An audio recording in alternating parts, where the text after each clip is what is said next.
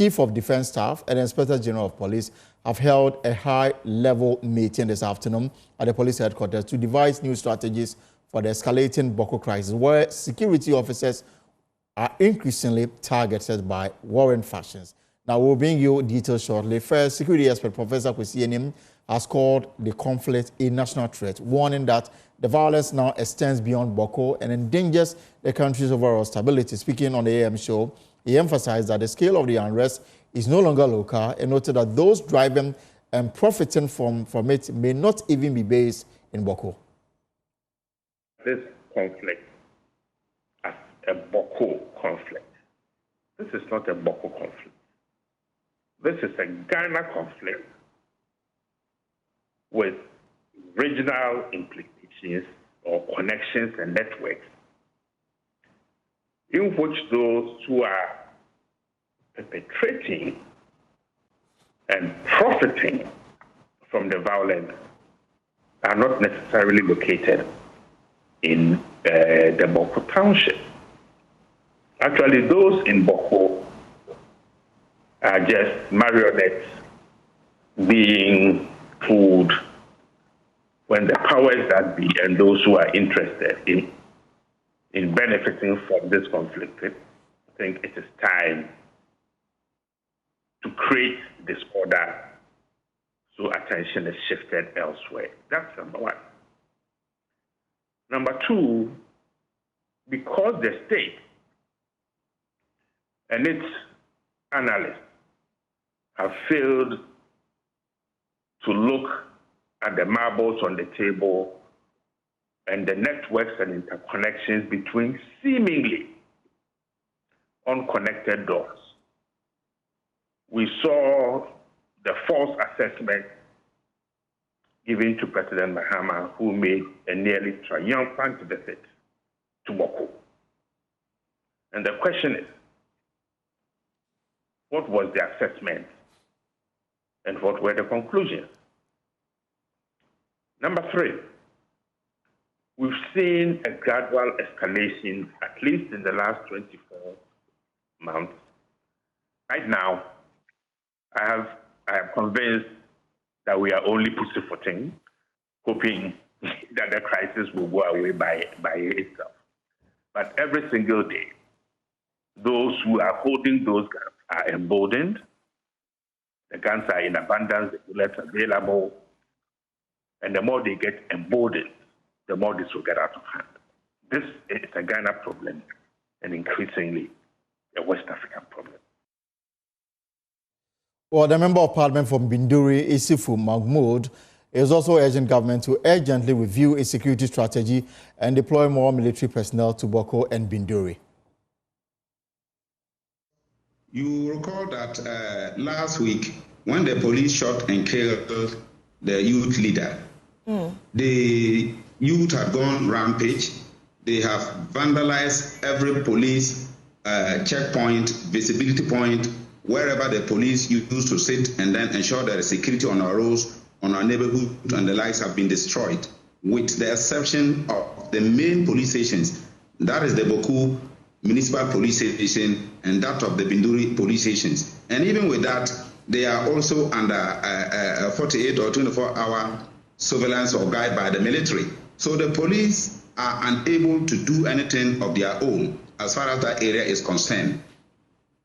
And so once the police services is more or less withdrawn or suspended for now, one would have expected that more military men would have been deployed to cover up the very places that were mounted by the police to ensure there is security in the area.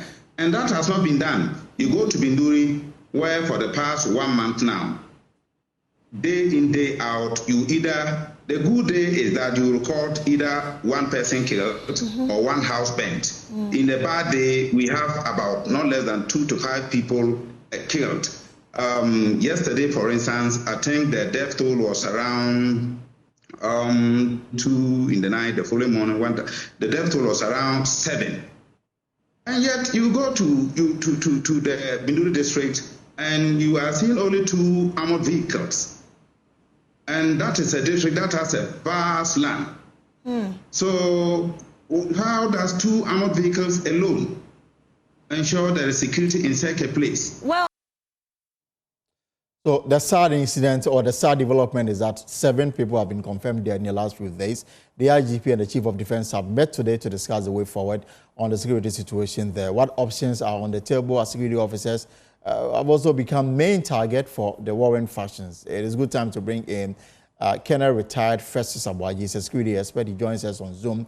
Also joining us is Collins Osu Amankwa, a former member of Parliament and former member of the Defense and Interior Committee of Parliament. Let me start with you, Collins Osu Amankwa. So this matter appears not to be ending anytime soon. President Mahama is counting on the mediation effort by the Asantene Otum forces to the second to bring normalcy to Bawku. But before that talks get underway, what do you suggest should be done immediately to stabilize the situation? And if you can unmute for me. Very well. Is it okay now? Right. Well, thank you for the opportunity afforded me to add my voice to this ongoing conflict in Bawku and its environs. And I think, to be honest with you, where the conflict has gotten to, we must be frontal to unravel hidden truth as far as this very protracted conflict is concerned. I personally expect the government to stay neutral. It must avoid any form of biases towards any of the factions, because I mean we are all Ghanaians. And truth be told, that the NDC must humbly accept that they were reckless, uninformed, and irresponsible with Bawku matters during the electioneering campaign. Even the statement made by the current president, John Dramani Mahama, from what I said, was needless and unwarranted. And I think we must be fair and sincere to the good people of Bawku and good people of this country, that enough of ego massaging in this protracted conflict. That is why I think having contracted the wise Kendo for mediation process, which has been triggered, must be supported by all and sundry. And I think Otumfo's committee needs unalloyed cooperation from both factions in order to be able to find lasting resolution in the area. I'm asking, before we get there, I mean, now the police, last Friday when the IGP visited the place, clearly there appears to be mistrust between the residents and the police. So relationship is not the best. Is it about time that we have the military lead this particular enforcement in the area? I don't think this is the first time a suggestion has been made to the effect that military must collaborate with police to de-escalate the violence and also tension in the area. To be honest with you, this very conflict dates back to 1931.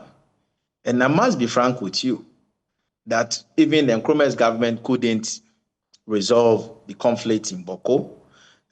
The NLM, SMC 1 and 2, UP, PP, PNDC, NDC, and even MPP tried, but they couldn't. And it appears that the issue in Bawku is very complex. The state actors, including the government, the political leaders, and also the state security agencies appear, from where I sit, appear to have lost the battle. It appears that the state security agencies like police, military, national security have lost trust in them because of certain conduct and behavioral pattern, which in effect, I can confidently say that they have compromised.